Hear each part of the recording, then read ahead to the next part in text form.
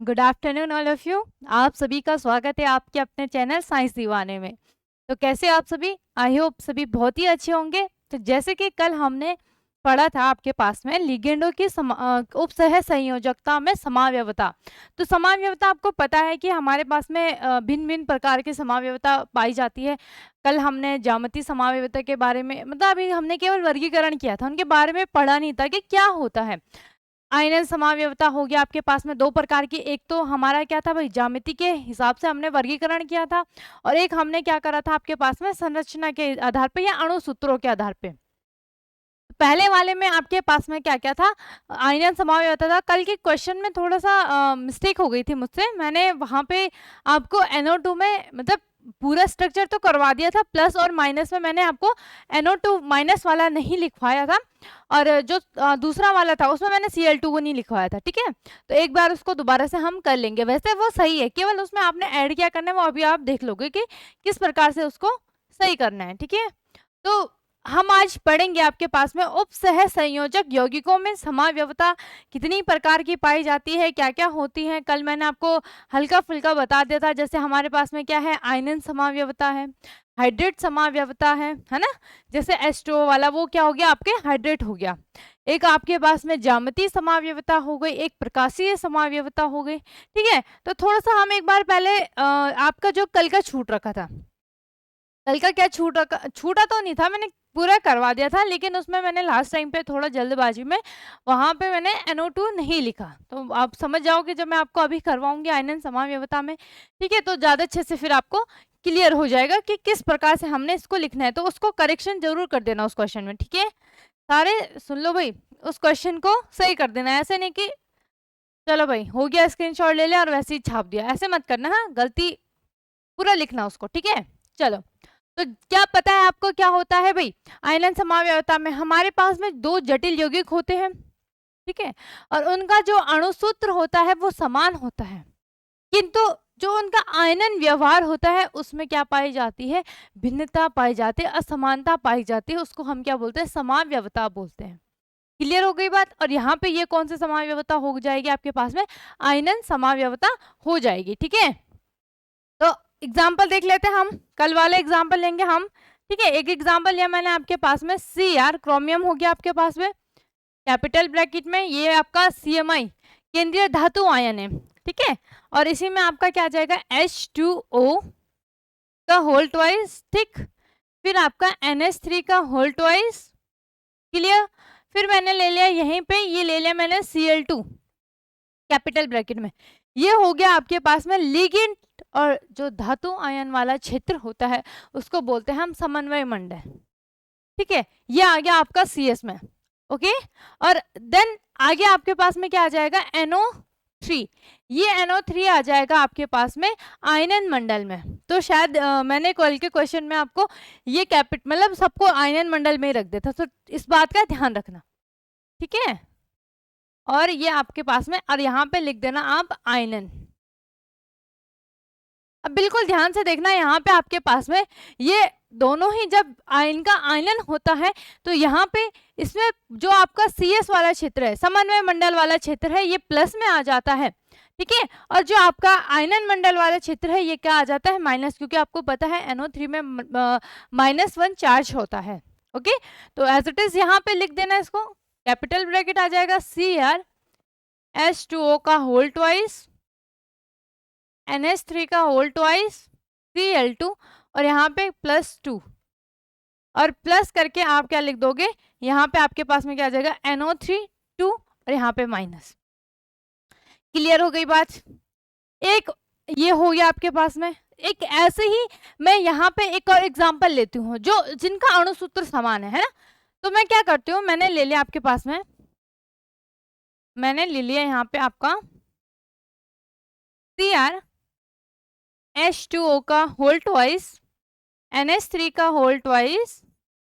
ठीक है, अब मैंने इसको अंदर रख दिया, NO3 का होल ट्वाइस कैपिटल ब्रैकेट, और यहाँ पे लिख दिया मैंने आपके पास में Cl2। ओके, अब मैंने इसका आयनन करा, इसका मैंने क्या करा आपके पास में आयनन करा। ठीक है, तो जब मैं इसका आयनन कर रही हूँ तो ये एज इट इज रहेगा, यहाँ पे +2 चार्ज आ जाएगा क्योंकि Cl2 2 है और आपको पता है क्लोरीन क्या करता है, एक नेगेटिव चार्ज उसमें होता है। ठीक है, तो यहाँ पे आपके पास में क्या आ जाएगा भाई, फिर क्या आ जाएगा आपके पास में, यहाँ पे देखो ये तो पूरा आपका जो समन्वय क्षेत्र है ये प्लस में आ जाएगा और जो आपका आयनन क्षेत्र है ये किस में आ जाएगा, माइनस में आ जाएगा। ठीक है, तो यहाँ पे आप एज इट इज लिखोगे इसको Cr H2O का होल ट्वाइस हो गया आपके पास में, गॉट इट, H2O का whole twice, then again NH3 का होल ट्वाइस, NO3 का होल ट्वाइस और यहाँ पे +2 आ जाएगा आपके पास में। ठीक है, और प्लस Cl2Cl माइनस। देखो अणुसूत्र एक जैसे हैं, अगर आप इसका अणुसूत्र को कंपेयर करो, दोनों को तुलना करो, तुलनात्मक करो, यहाँ पे तुलना करो, दोनों को कंपेयर करो, तो आप देखोगे कि दोनों के अणुसूत्र एक हैं, एक ही जैसे हैं। लेकिन यहाँ पे क्या हो रहा है आपके पास में, अणुसूत्र एक जैसे समान होने के बावजूद भी, ठीक है, अणुसूत्र समान होने के बावजूद भी यहाँ पे भिन्नता कहाँ पे पाई जा रही है, आयनन होने के पश्चात, क्योंकि यहाँ पे जब हमने इसका आयनन करा तो आपका जो पहला वाला है उसमें से आपके पास में जो समन्वय क्षेत्र है +2 आ गया यहाँ पे, और जो आपका आयनन मंडल है यहाँ पे आयनन मंडल में क्या आ गया, NO3 आ गया। क्लियर। सेकंड वाले में आपके पास में क्या है, सेकंड वाले में क्या है कि समन्वय क्षेत्र +2, लेकिन यहाँ पे आयनन मंडल में क्या है आपके पास में Cl आया, 2Cl माइनस आया। क्लियर। तो शायद मैंने आपको कल की क्लास में क्या करा होगा, या तो ये दोनों छोड़ दिए होंगे, है ना, तो इसको लिख देना। ठीक है, इसको करेक्ट कर देना, करेक्शन कर देना इसमें। तो फटाफट से स्क्रीनशॉट ले लो आप, फिर हम आगे बढ़ते हैं, इसमें आगे देखते हैं आगे क्या है हमारे पास में। चलो बढ़े आगे।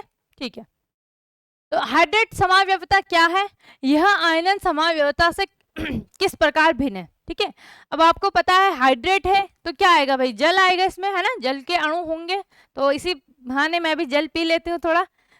तो आप डेफिनेशन लिखो तब तक।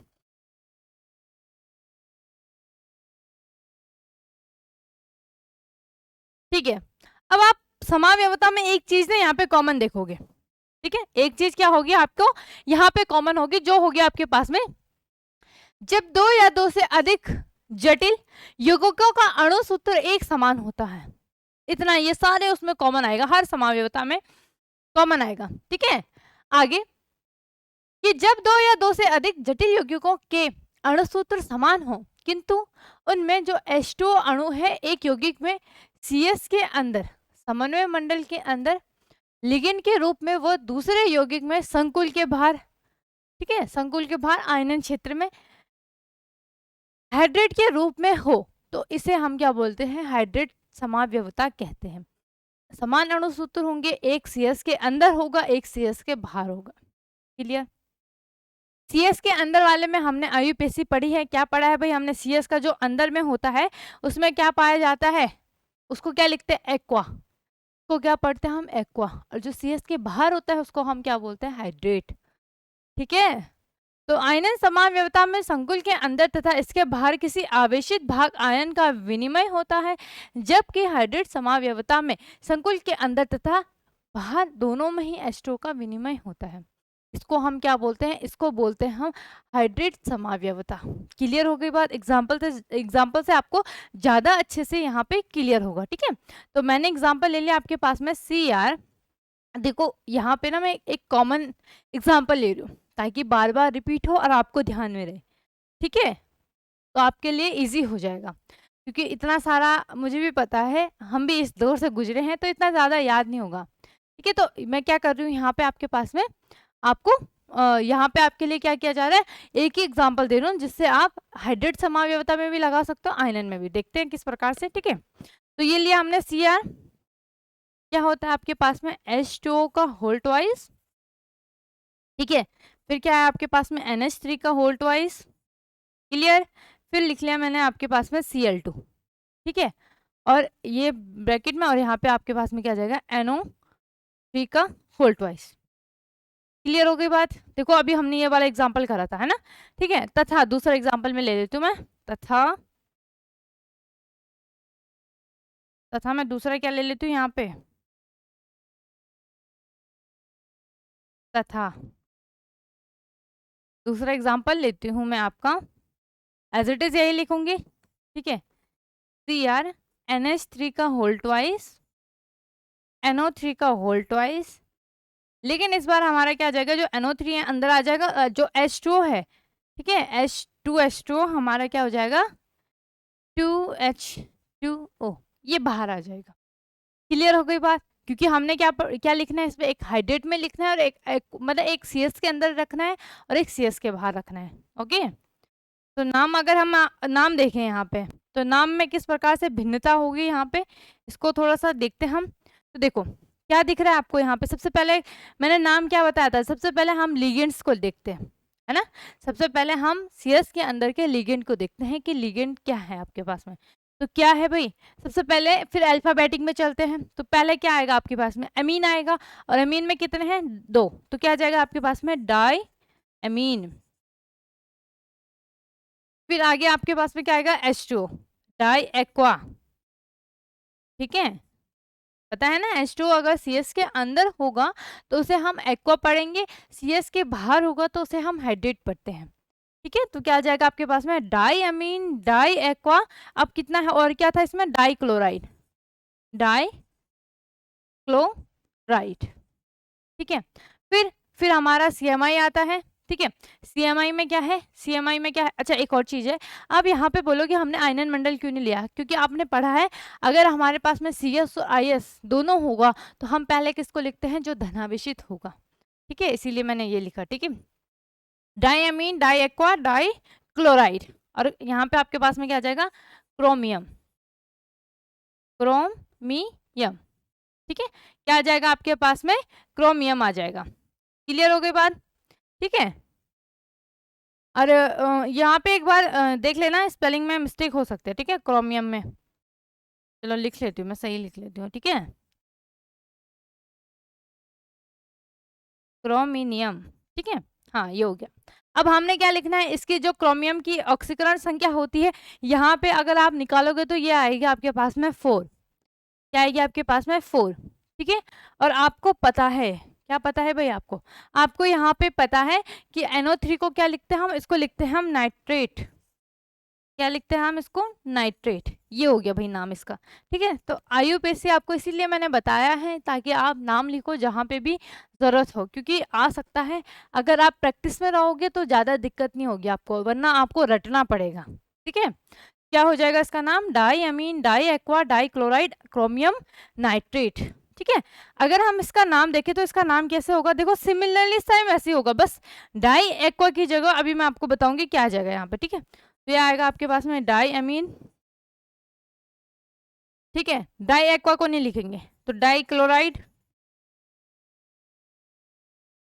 ठीक। अब आपका जो नाइट्रेट है ये अंदर है तो इसको क्या लिखेंगे यहीं पे, तो क्या आ जाएगा आपके पास में, डाई नाइट्रेट, नाइट्राइट, सॉरी, ठीक है, क्योंकि CS के अंदर तो उसका नाम चेंज हो जाएगा ना, ठीक है। तो diamine, dichloride, dinitrate, और यहाँ पे as it is chromium, chrominium, और ये क्या आ जाएगा आपके पास में 4, ठीक है। क्या आ जाएगा आपका 4, ऑक्सीडेशन नंबर हो गया इसका। अब क्या आ जाएगा आपके पास में, H2O बाहर है तो क्या आ जाएगा, डाई हाइड्रेट, देखो कितना इजी है ना, इजी, एक ही आपने केवल एक ही एग्जाम्पल यहाँ पे याद करना है और सारा बिल्कुल मस्त से आपका हो जाएगा, दिक्कत नहीं आएगी कहीं पे भी, ठीक है। तो हाइड्रेट समावयवता आप समझ गए कि जब दो या दो से अधिक जटिल यौगिक आपके पास में उनकी जो अणुसूत्र होता है वो समान होता है, किंतु क्या होता है, उनका जो H2O होता है वहाँ पे वो H2O CS के अंदर और CS के बाहर होता है, तो यहाँ पे उत्पन्न समावयवता को हम क्या बोलते हैं, हाइड्रेट समावयवता बोलते हैं। ये आयनन समावयवता से किस प्रकार भिन्न है, आयनन समावयवता में जो CS के अंदर होता है और जो IS में होता है, दोनों क्या क्या हो जाता है, पृथक पृथक हो जाते हैं, और एक धनावेशित चार्ज में और एक ऋणावेशित में पृथक हो जाते हैं। लेकिन यहाँ पे आपके पास में जो आपका CS के अंदर H2O का विनिमय होता है और यहाँ पे भी जो आपका H2O होता है CS के बाहर, उसका भी क्या हो जाता है, विनिमय हो जाता है। क्लियर हो गई बात, फटाफट से स्क्रीनशॉट ले लो बच्चों। चलो फिर हम इसमें आगे बढ़ते हैं, आगे क्या आता है आपके पास में, ठीक है। आगे है भाई, हाँ आगे है आपके पास में आबंध या लिंकेज, ठीक है, लीकेज मत लिखना, ठीक है, ऐसे मत बोलना कि हाँ मैम ने गलत लिख दिया यहाँ पे, ठीक है, क्या है, लिंकेज है वो। आबंध कल बताया था ना आपके पास में क्या क्या होता है, चार पांच प्रकार की आपकी समाव्यवस्था उत्पन्न होती है। आपने आयनन समाव्यवस्था पढ़ लिया, हाइड्रेट पढ़ लिया, अब हम पढ़ेंगे आबंध या लिंकेज जिसे हम बोलते हैं उस समाव्यवस्था के बारे में देखते हैं। देखो बोला है एक लाइन तो सेम है, जब दो या दो से अधिक जटिल यौगिकों के अणुसूत्र समान होते हैं किंतु उसमें उपस्थित, ठीक है, उसमें उपस्थित क्या हो गया आपके पास में, ठीक है, जब दो या दो से अधिक जटिल यौगिकों के अणुसूत्र समान होते हैं किंतु, ठीक है, उनमें उपस्थित किसी उभयदंतु लिगेंड धातु परमाणु के साथ आबंध लिंकेज से भिन्नता हो, इसे हम क्या बोलते हैं, आबंध लिंकेज या समाव्यवस्था कहते हैं। इसको अगर हम किससे देखें, एग्जाम्पल के थ्रू देखें ना तो ज्यादा अच्छे से मेरे को लग रहा है आपको क्लियर हो जाएगा, है ना, ठीक है।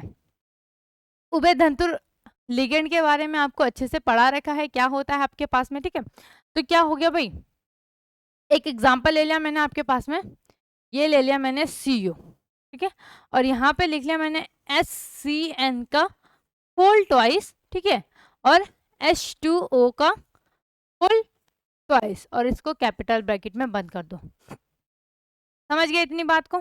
आगे दूसरा एग्जाम्पल, दूसरा तथा, अणुसूत्र तो समान ही रखना है, अणुसूत्र क्या रखना है, समान रखना है, ठीक है।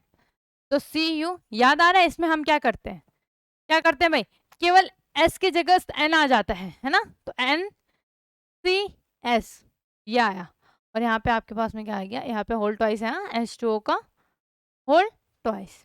ये अगर आप इनका अणुसूत्र देखोगे, उभयदंतुर में क्या होता है पता है ना, कि भिन्न भिन्न जो तत्व होते हैं इनमें उपसह संयोजक बंध बनाने की क्षमता होती है, जिस वजह से ये धातु आयन से कभी आपका एक तत्व उपसह संयोजन बंध द्वारा जुड़ता है, संयोग करता है, कभी आपका दूसरा तत्व। क्लियर हो गई बात यहाँ पे, ठीक है। तो यहाँ पे अगर आप देखोगे कि जो धातु आयन है, यहाँ पे लिंकेज क्या हो रहा है, लिंकेज बाय S, जो आपका S एलिमेंट है वो क्या कर रहा है, यहाँ से धातु से लिंक कर रहा है, संयोग कर रहा है। और अगर हम यहाँ पे देखो तो क्या आएगा बच्चों, यहाँ पे आएगा आपके पास में लिंकेज बाय N, ठीक है, यहाँ पे क्या आ जाएगा आपके पास में लिंकेज बाय S, और यहाँ पे आपके पास में क्या आ जाएगा, लिंकेज बाय N, ठीक है। तो एक बार दोबारा से अब डेफिनेशन को देखो कि जब दो या दो से अधिक जटिल यौगिकों में अणुसूत्र समान होते हैं, ठीक है, किंतु उनमें उपस्थित किसी उभयदंतु लिगेंड का धातु, यहाँ देखो कि जो यहाँ पे उपस्थित उभयदंतु लिगेंड का जो धातु है परमाणु के साथ, यहाँ पे देखो, अगर आप यहाँ पे देखो परमाणु के साथ आबंध लिंकेज में भिन्नता, यहाँ देखो यहाँ पे भी लिंकेज में S आ रहा है, यहाँ लिंकेज में क्या आ रहा है आपके पास में, आबंध में भिन्नता, कभी आपका S में आ रहा है, कभी यहाँ पे दूसरे उसमें N में आ रहा है। तो इस प्रकार उत्पन्न जो समाव्यवस्था होती है उसको हम लिंकेज समाव्यवस्था या आबंध समाव्यवस्था बोलते हैं। क्लियर हो गई बात। काम क्या है आपके पास में, यहाँ पे दोनों के आयुपेशी नाम लिख लेना, आयुपेशी नेम, ठीक है। क्या जाएगा देखो, यहाँ पे ये क्या है, डाई, ठीक है, एक्वा है ना, ये क्या है, साइनेट है, ये क्या है आपके पास में, कॉपर है।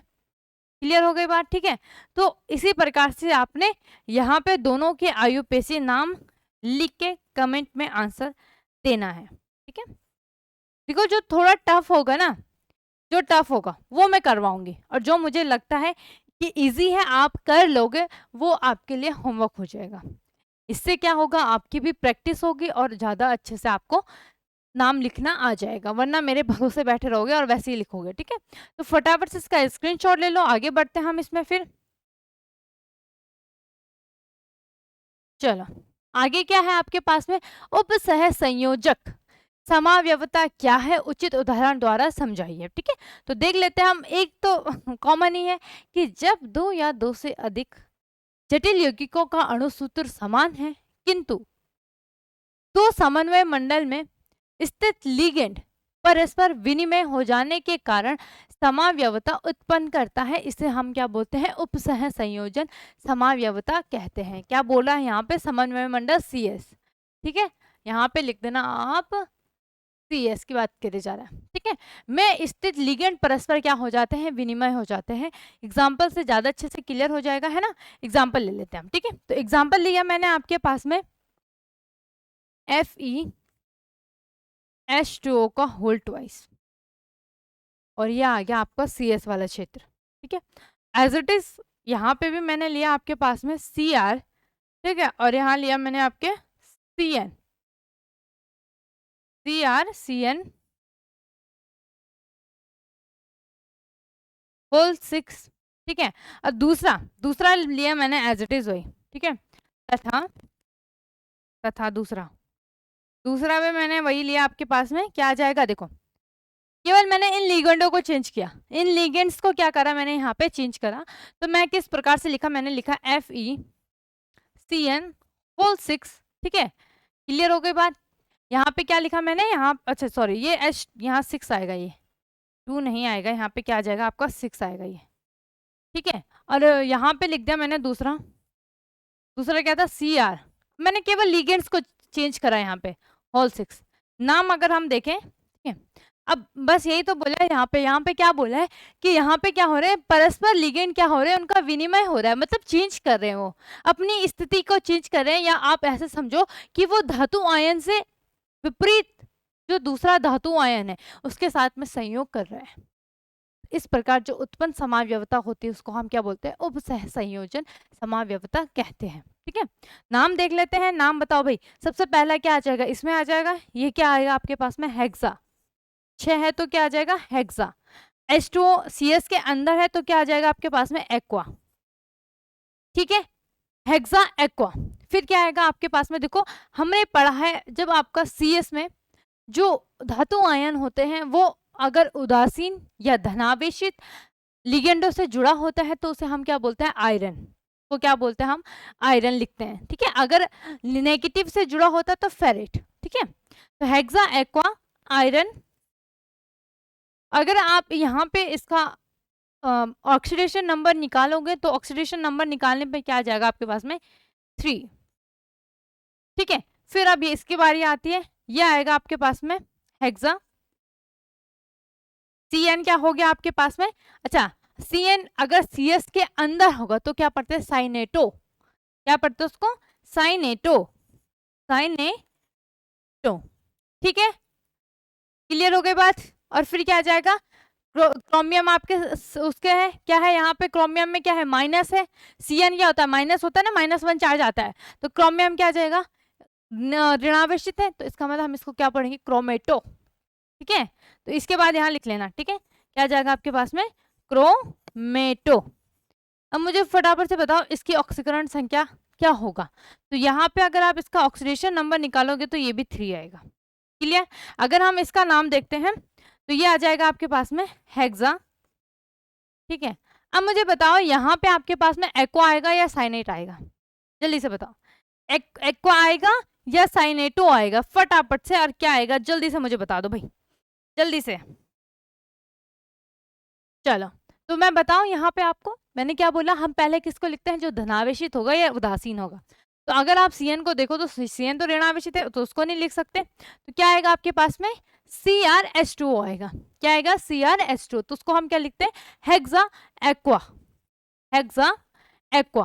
ठीक है, अब मुझे बताओ कि क्रोमियम क्या है आपके पास में? उदासीन लिगेंड से जुड़ा हुआ है।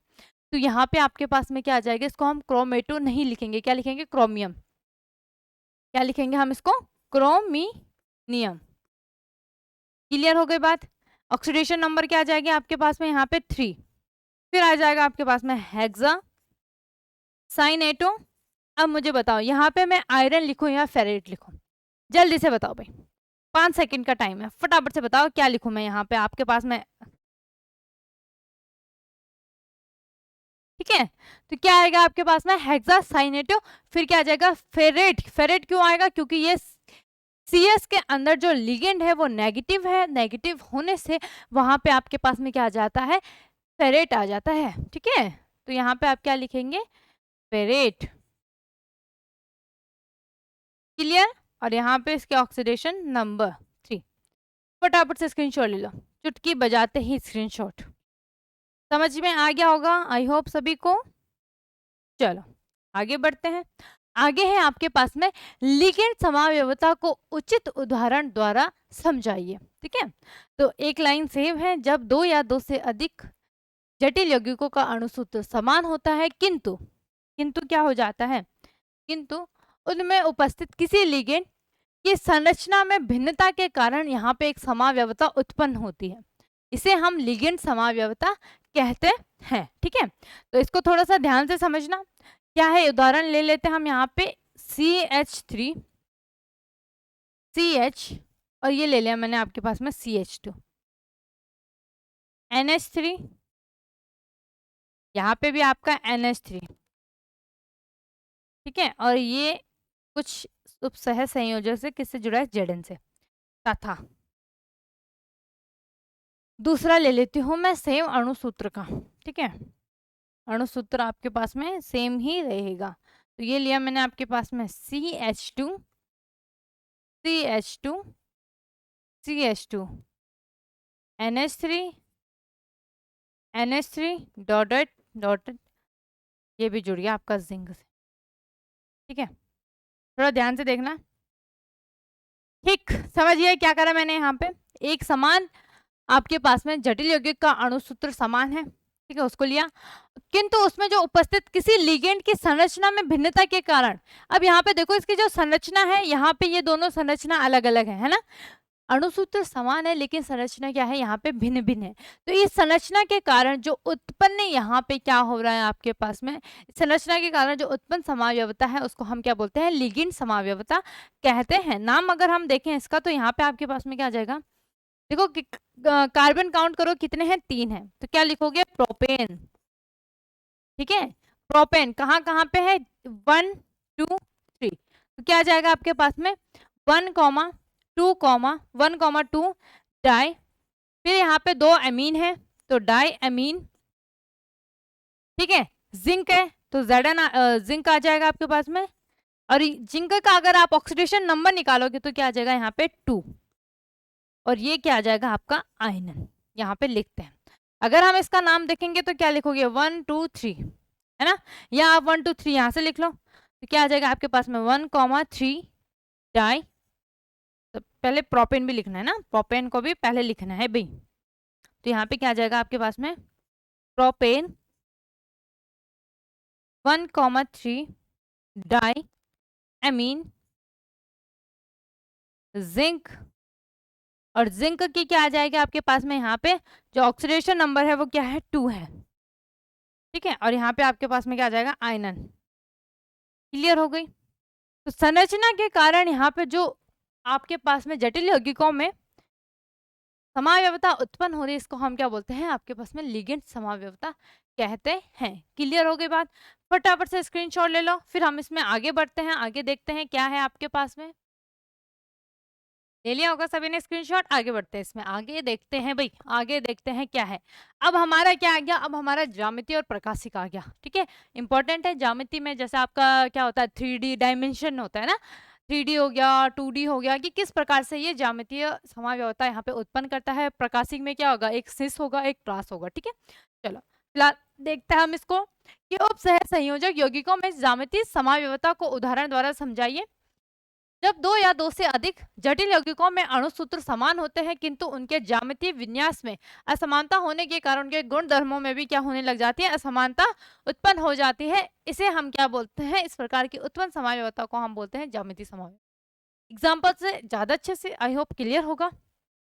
उपसह संयोजक संख्या 4 के लिए, ठीक है, तो यहाँ पे मतलब जिसकी उपसह समन्वय संख्या 4 होगी, मतलब वह जो धातु आयन होगा वो अपने आसपास लिगेंडों से केवल 4 उपसह संयोजक बंध द्वारा जुड़ा होगा, तो बोलते हैं ना हम। ठीक है, तो उपसह संयोजक 4 के द्वारा, तो ये ले लो, हम एग्जांपल ले लेते हैं। यहाँ पे मैंने लिया CO कोबाल्ट NH3 का होल ट्वाइस, NH3 का होल ट्वाइस, और दूसरा ले लिया मैंने आपके पास में H2O का होल ट्वाइस, और यहाँ पे आपके पास में क्या आ जाएगा +2। ठीक है, इसमें देखते हैं हम ज्यामिति में किस प्रकार से हम इसको लिखते हैं। ठीक है, तो यहाँ पे सिस और ट्रांसफॉर्म में लिखेंगे। शायद सिस और ट्रांसफॉर्म आपने पता कहाँ पढ़ा होगा, 11th क्लास में पढ़ा होगा। ठीक है, देखते हैं किस प्रकार से हम इसे लिखेंगे। तो मैंने लिखा है यहाँ पे CO धातु आयन हो गया। ठीक, एक साइड मैंने लिख दिया आपका H2O, उसी के जस्ट बाद लिख दिया H2O। ठीक, यहाँ पे लिख दिया मैंने NH3, यहाँ पे लिख दिया मैंने NH3। और ये जुड़े किस प्रकार से होते हैं, कुछ यहाँ पे इस प्रकार की ये संरचना बनाते हैं।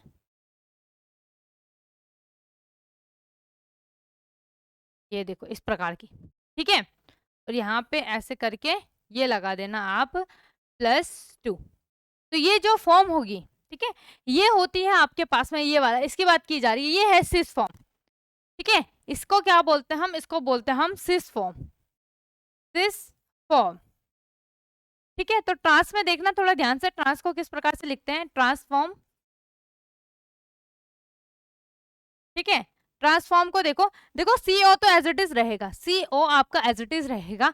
और हमने क्या करना है, देखो अब आप अगर ऐसे में देखो तो NH3 के ठीक सामने कौन है, H2O है, और H2O के ठीक सामने क्या है, NH3 है। अब हमने ट्रांसफॉर्म में क्या करना है, NH3 के सामने NH3, H2O के सामने H2O। ठीक, क्या बोला मैंने, NH3 के सामने NH3 और H2O के सामने H2O, ये इस प्रकार से। ठीक है, इसको बोलते हैं हम ट्रांसफॉर्म। इसको क्या बोलते हैं हम, ट्रांसफॉर्म। नाम अगर हम देखें यहाँ पे IUPAC में दोनों का, ठीक है, तो उससे आपको ज्यादा अच्छे से क्लियर होगा कि क्या है। ठीक है, देखो क्या है यहाँ पे आपके पास में, डाई एमीन है ना, क्या आएगा, 2 एमीन है तो क्या लिखोगे, डाई एमीन। और क्या दिख रहा है आपको, एक्वा दिख रहा है, मतलब कहाँ है, समन्वय मंडल में है, तो क्या आ जाएगा, जल आपका क्या आ जाएगा, डाई एक्वा। क्या आ जाएगा आपके पास में, डाई एक्वा। ठीक है, फिर क्या आ जाएगा, और क्या है भाई यहाँ पे, और क्या है आपके पास में, कुछ नहीं है तो क्या लिखोगे, कोबाल्ट। ठीक है, कोबाल्ट। और यहाँ पे इसकी जो ऑक्सीडेशन नंबर होती है वो 2 होती है, और यहाँ पे क्या लिख दोगे, आयन। ठीक है, अब यहाँ पे छूटा क्या, यहाँ पे जब ये चाहिए यहाँ पे भी लिख देती हूँ मैं, सेम एज इट इज यही ना, यही आएगा इसका नाम में। क्या आएगा आपके पास में, diamine, diamine, diaqua. ठीक है, क्या आ जाएगा आपके पास में, diamine, diaqua, cobalt second, और यहाँ पे आयरन भी लिख देना उसके बगल में। ठीक है, स्पेस कम है तो मैं लिख नहीं पा रही, तो इसके आगे लिखोगे आप सिस। क्या लिखोगे, सिस और डैश करोगे। ठीक, यहाँ पे लिखोगे आप ट्रांस और डैश कर देना। देखो हो गई भिन्नता यहाँ पे। ठीक है, ट्रांस क्या आ जाएगा आपके पास में, ट्रांस। ये होती है आपके पास में सिस और ट्रांसफॉर्म। ठीक है, इस प्रकार की यहाँ पे जो भिन्नता या उत्पन्न समाव्यवता है, इसको हम क्या बोलते हैं आपके पास में, इसको बोलते हैं हम ज्यामितीय समाव्यवता। क्लियर हो गई बात, अब पढ़ो आप डेफिनेशन को। ठीक है, दोबारा से, कि 2 या 2 से अधिक जटिल यौगिकों का जब अणुसूत्र समान होता है किंतु उनके ज्यामितीय विन्यास में असमानता होने के कारण उनके गुण धर्मों में भी क्या पाए जाते हैं, असमानता, इसे हम क्या बोलते हैं, ज्यामितीय समाव्यवता कहते हैं। ठीक है, क्लियर हो गई बात। तो यहाँ पे ये क्या हो रहा है आपके पास में, सिस और ट्रांसफॉर्म में उत्पन्न हो जाता है। क्लियर, फटाफट से स्क्रीनशॉट ले लो, आगे बढ़ते हैं इसमें। चलो, अब हमने देखा उपसंयोजक संख्या 4 के लिए, अब आपको पता है 6 भी होती है ना, 6 के लिए देखते हैं हम। ठीक है, तो 6 के लिए आपके पास में क्या हो जाएगा,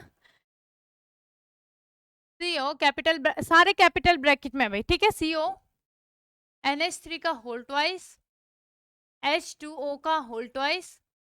ठीक है, क्या बोला मैंने, NH3 का होल ट्वाइस, H2O का होल ट्वाइस, और यहाँ पे आपके पास में Cl2। क्लियर हो गई बात, Cl2 आ गया। ठीक, ये हो जाएगा, इतनी बात आई समझ में। अब हम इसका बनाते हैं, इसका हम यहाँ पे सिस और ट्रांसफॉर्म बनाते हैं। क्लियर, तो क्या है आपके पास में, जो धातु आयन क्या है, CO। ठीक है, CO। अब मैंने क्या करा है, यहाँ पे इसके ठीक सामने H2O को लिखा, फिर यहाँ पे मैंने H2O को लिखा कुछ इस प्रकार से, फिर मैंने यहाँ पे क्या लिख दिया आपका NH3, और यहाँ पे बगल में आपका NH3, और यहाँ पे लिख दिया मैंने Cl। ठीक है, अब इसको कुछ डॉटेड लाइन से आप यहाँ पे निरूपित करोगे। ठीक है, और यहाँ पे ये जुड़ा होता है आपका Cl, इसको बोलते हैं हम सिस फॉर्म। ये क्या आता है, ये है आपके पास में सिस फॉर्म। दूसरा भी देख लेते हैं तो ज्यादा अच्छे से आपको एक साथ ही क्लियर हो जाएगा, ठीक है। CO, ठीक। तो वहां पे आपके पास में आमने सामने में होता है ना ट्रांस में, तो यहाँ पे भी आमने सामने करो, ठीक है। H2O एज इट इज, यहाँ पे भी आपका क्या आ जाएगा, H2O, ठीक है। यहाँ पे अगर आपका NH3 आएगा, क्या आएगा आपके पास में, यहाँ पे NH3, यहाँ पे भी सामने पे क्या लिख देना, NH3 लिख देना, ठीक है। और ठीक ऊपर क्या आ जाएगा आपके पास में Cl, और डॉटेड लाइन में यहाँ पे आपके पास में Cl, ये देखो बन गया आपका। ये सिस फॉर्म है और ये क्या है आपके पास में ट्रांस। ट्रांस में याद रखना ट्रांसपेरेंट मतलब आमने सामने दिखता है ना। ट्रांस से क्या याद मतलब देखो बहुत सारे तरीके होते हैं अपने अपने याद करने के। तो ट्रांस में क्या याद रखोगे, ट्रांसपेरेंट। ट्रांसपेरेंट मतलब जिसमें हम आमने सामने दिखते हैं। तो आमने सामने कहाँ दिख रहा है, देखो आमने सामने क्या है, S2। इस तरीके से याद कर लो भाई, कौन सी ज्यादा बड़ी बात है इसमें, है ना। दिमाग लगाओ, याद करो, तरीके ढूंढो कि किस प्रकार से हम याद कर सकते हैं। तो ये है आपके पास में सिस फॉर्म, क्या है ये आपका सिस फॉर्म, और ये क्या हो गया आपके पास में ट्रांसफॉर्म। नाम की बारी आती है भाई, नाम लिखना है तो बहुत जरूरी है ना, नाम जरूरी है। तो क्या आ जाएगा आपके पास में डाई अमीन, 2 अमीन है आपके पास में। फिर क्या आ जाएगा आपके पास में डाई एक्वा, ठीक है। फिर क्या आ जाएगा डाई क्लोराइड, और फिर क्या आ जाएगा आपके पास में कोबाल्ट, और कोबाल्ट की आपको पता है ऑक्सीडेशन नंबर 2 होती है, ठीक है। क्या लिखोगे यहाँ पे सिस, एज इट इज आप इसका नाम लिखोगे तो यहाँ पे आपके पास में क्या आ जाएगा ट्रांस, ठीक है। डैश करना diamine, as it is वही लिख दो आप जो आपको दिख रहा है भाई, डाई एक्वा, ठीक है। डाई एक्वा के बाद आपको क्या दिख रहा है, डाई क्लोराइड, और कोबाल्ट सेकंड। क्लियर, इजी है, इजी है, ठीक है। क्या है ये आपके पास में इजी है। तो सह संयोजक में ज्यामिति 4 के लिए भी आपको समझ में आ गया होगा। ट्रांस से याद रखोगे ट्रांसपेरेंट है, आमने सामने विजिबल होना चाहिए, मतलब समान धातु हमें दिखाई देनी चाहिए, तो ट्रांस हो जाएगा, ट्रांसफॉर्म। क्लियर हो गई बात। आगे हम इसमें देखते हैं आपके पास में कि उपसह संयोजक यौगिकों में प्रकाशिक समावयवता को उदाहरण द्वारा समझाइए। क्या है आपके पास में कि जब 2 या 2 से अधिक जटिल यौगिकों के अणु सूत्र समान हो किंतु समतल ध्रुवित प्रकाश के अक्ष को घुमाने की दिशाएं परस्पर विपरीत होती है, इसे प्रकाशिक समावयवता कहते हैं। उप सहसंयोजन संख्या 6 के लिए यौगिकों में प्रकाशिक समावयवता पाई जाती है। उप सहसंयोजन संख्या 6 के लिए, ठीक है। यहाँ पे आपको एग्जांपल दे रखा है, आपको क्या दे रखा है आपका PTOX क्या होल 3, और यहाँ पे क्या दे रखा है माइनस, आपका क्या आ जाएगा -3। तो अगर आप इसका डायग्राम देखते हैं, हम यहाँ पे हमने इसका डायग्राम बनाते हैं। यहाँ पे देखो प्रकाशिक में आपने पढ़ा होगा डी फॉर्म आती है आपकी एल फॉर्म, मतलब एक घूमता है क्लॉकवाइज और एक घूमता है आपके पास में एंटी क्लॉकवाइज, ठीक है। तो एग्जांपल हम यहाँ पे देखते हैं आपके पास में, ठीक है। तो एक एग्जांपल लेती हूँ मैं आपका, यहाँ पे मैंने लिया आपका PT, ठीक, और यहाँ पे आपका जुड़ गया COO, ठीक है। इधर साइड को भी मैंने जोड़ दिया आपके पास में COO, यहाँ पे आपका COO, यहाँ पे भी आपके पास में क्या जुड़ गया COO। देखो उपसह संयोजन कितनी होनी चाहिए, 6 होनी चाहिए, ठीक है। तो कितनी हो गई, 4 हो गई, एक यहाँ पे जुड़ा एक यहाँ पे जुड़ा, तो COO ये जुड़ गया आपके पास में COO। तो इनको जब आप लिखोगे, ठीक है, तो यहाँ पे आप क्या लिख देना कैपिटल ब्रैकेट, यहाँ पे क्या आ जाएगा आपके पास में -3, ठीक है। क्या आ जाएगा 3 माइनस या -3 भी आप लिख लेना, ठीक है। तो आई थिंक -3 ज्यादा लिखना सही रहेगा, ठीक है। तो -3 एज इट इज, इसको भी लिखो भाई, इसको भी हम यहाँ पे लिखते हैं, दूसरा वाला भी मैं आपके पास में बना देती हूँ, ठीक है। तो दूसरे वाले में क्या आ जाएगा आपके पास में, यहाँ पे PT एज इट इज आएगा, ये आ जाएगा आपके पास में COO, ठीक है। यहाँ पे भी आपका क्या आ जाएगा COO, अभी मैं आपको समझाऊंगी, ठीक है, किस प्रकार से बनाइए। यहाँ पे ये भी बना आपका, कितने बन गए, ये बन गया आपके पास में 6 बनानी है आपको, 1 2 3 4 5 और 6, COO COO, और यहाँ पे भी बन गया आपके पास में COO। तो इस तरीके से यहाँ पे डॉटेड लाइन से इनको वो कर देना, ठीक है, इनको डॉट डॉट लाइन से ये, ठीक है। यहाँ पे भी आप अब थोड़ा ध्यान देना है यहाँ पे कि क्या हो रहा है, ठीक है। थोड़ा यहाँ पे डायग्राम मेरे ऊपर नीचे बन गए हैं, कोई बात नहीं है, ठीक है। डायग्राम क्या हो गया यहाँ पे, इसको आप एडजस्ट कर लेना अपने हिसाब से, ठीक। अब यहाँ पे अगर आप देखो ये बनेगा आपके पास में डी फॉर्म। तो डी फॉर्म किस प्रकार से बनेगा, डी फॉर्म मतलब ये घूमेगा आपके पास में क्लॉकवाइज। कैसे घूमेगा, क्लॉकवाइज। कैसे घूमती है, पहले क्या आता है 1 2 3 4 ऐसे घूमती है ना हमारी घड़ी, तो किस प्रकार से आएगा यहाँ पे क्लॉकवाइज, ठीक है। क्या आएगा यहाँ पे आपके पास में क्लॉकवाइज, ये होगी आपके क्लॉकवाइज। यहाँ पे क्या हो जाएगा आपके पास में क्लॉकवाइज, ये डायरेक्शन होगी। अब आपको पता है क्लॉकवाइज में क्या होता है, आपका डी फॉर्म होता है ना। क्लॉकवाइज में क्या होता है, ब्रैकेट में आप क्या लिखोगे, यहाँ पे क्या लिख देना, डी फॉर्म, ठीक है। क्लॉकवाइज में ब्रैकेट में क्या लिखोगे, डी फॉर्म। क्लियर हो गई बात। ये घूमेगा आपके पास में एंटी क्लॉकवाइज, ठीक है। किस प्रकार से, देखो एंटी क्लॉकवाइज कैसे घूमती है, उल्टा, है ना। एंटी क्लॉकवाइज आपका कैसे घूमेगा, उल्टा। तो ऐसे इसमें एरो बना देना, ऐसे, ठीक है। और ये कैसे घूमेगा आपके पास में, ऐसे, कुछ इस प्रकार से। आपने समझने के लिए कर देना, ठीक है।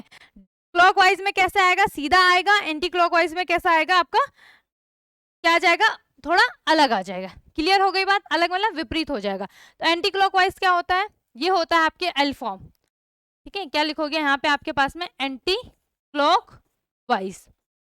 तो एंटी क्लॉकवाइज में क्या आ जाएगा आपके पास में, एल फॉर्म। क्लियर हो गई बात यहाँ पे, ठीक है, ठीक है। ये आ जाएगा आपके पास में डी फॉर्म और वहां पे आ जाएगा आपके पास में एल फॉर्म। तो इस प्रकार की जो समाव्यवता यहाँ पे उत्पन्न हो रही है, इसको, इस प्रकार की जो समाव्यवता उत्पन्न होती है, इसको हम क्या बोलते हैं आपके पास में, प्रकाशिक समाव्यवता कहते हैं। क्लियर हो गई भाई सभी को बात, फटाफट से स्क्रीनशॉट ले लो, ठीक है।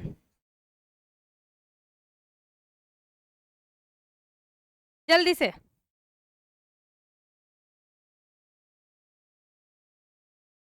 ठीक है। क्या लिख लिया सबने, ले लिया होगा। हाँ, यहाँ पे ना एक मिरर भी लगा देना, यहाँ पे आप एक मिरर भी लगा देना, ठीक है। ये इस प्रकार से, तो ये हो गई आपके पास में एल फॉर्म और डी फॉर्म। क्लियर। अब पढ़ते हैं एक बार, ठीक है। जब दो प्रकार की अणुसूत्र समान है आपके पास में, यहाँ पे देखो अणुसूत्र समान है, किंतु समतल ध्रुवित प्रकाश, ये आपका समतल ध्रुवित प्रकाश हो गया, अक्ष को घुमाने की दिशा परस्पर विपरीत होती है। मतलब एक आपको पता है ना, समतल ध्रुवित प्रकाश में किस प्रकार से, एक क्लॉकवाइज होता है, एक एंटी क्लॉकवाइज। या आप ऐसे समझ लो कि एक हमारा एल फॉर्म होता है, एक हमारा क्या होता है यहाँ पे, डी फॉर्म होता है। तो डी फॉर्म क्या होता है, क्लॉकवाइज। एंटी क्लॉकवाइज क्या होता है आपके पास में, एल फॉर्म, ठीक है। ये हो गया आपके पास में, एक होता है आपका दक्षिणावर्त और एक होता है आपके पास में वामावर्त, ठीक है। दक्षिणावर्त क्या हो गया भाई, दक्षिणावर्त एंटी क्लॉकवाइज हो गया आपके पास, सॉरी, हाँ, दक्षिणावर्त होता है आपके पास में क्लॉकवाइज, ऐसे घूमता है ना, और एंटी क्लॉकवाइज उल्टा, घड़ी की दिशा, ठीक है। तो फटाफट से ले लिया होगा स्क्रीनशॉट, है ना। तो एक बार हम देख लेते हैं हमारे पास में, देखो ये जितनी भी आपने समाव्यवता पढ़ी आपकी, है ना, आज की आपने क्या बताई थी मैंने, समाव्यवता कितनी प्रकार की बताई थी मैंने आपको, लगभग आपके पास में 7 प्रकार की थी। आयनन समाव्यवता, हाइड्रेट समाव्यवता, आबंध समाव्यवता, लिगेंड समाव्यवता, उपसह संयोजन समाव्यवता, छठा ज्यामितीय समाव्यवता, प्रकाशिक समाव्यवता, ठीक है। तो आपने क्या करना है भाई, जितने भी मैंने समाव्यवता आपको करा दी है, सबके आपने एग्जाम्पल अच्छे से कर लेना है, ठीक है। तो समाव्यवता आपके पास में कंप्लीट हो चुका है, ठीक है। होमवर्क आपके लिए हो जाएगा क्योंकि इंपॉर्टेंट है, आता है आपके पास में 2 या 3 4 5 नंबर में, ठीक है। अच्छे से पढ़ लेना, कहीं पे कोई डाउट होगा तो पूछ लेना, ठीक है। तो फिलहाल हम आज के लिए इतना ही रखते हैं, मिलते हैं नेक्स्ट डे नेक्स्ट टॉपिक के साथ। धन्यवाद।